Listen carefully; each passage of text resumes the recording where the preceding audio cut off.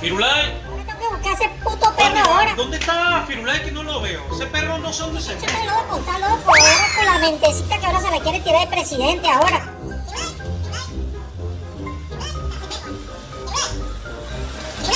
Mira, Fátima, yo no sé. Yo tengo que salir ahorita porque tengo que grabar en el estudio otra vez. Mira, no sé, busca ese perro. ¿Dónde se habrá metido ese perro, Dios mío? Uno se cansa de buscarlo y no se consigue.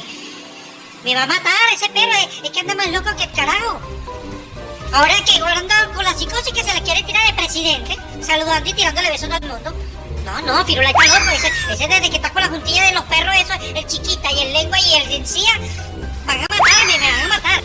No, ya me voy a asomar la ventana yo una vez. ¡Firula! ¡Mira! ¡Coño perro, te me metes para acá adentro! ¡Vamos! ¡Este desgraciado! Y mira el desgraciado pantallero ese como saluda a la gente. ¡Mira!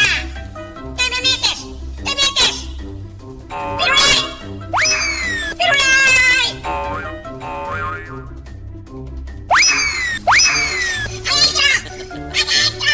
Los perros mala junta. Se buscan, vivos o amarrados. El chiquitas, el lenguas y el encía.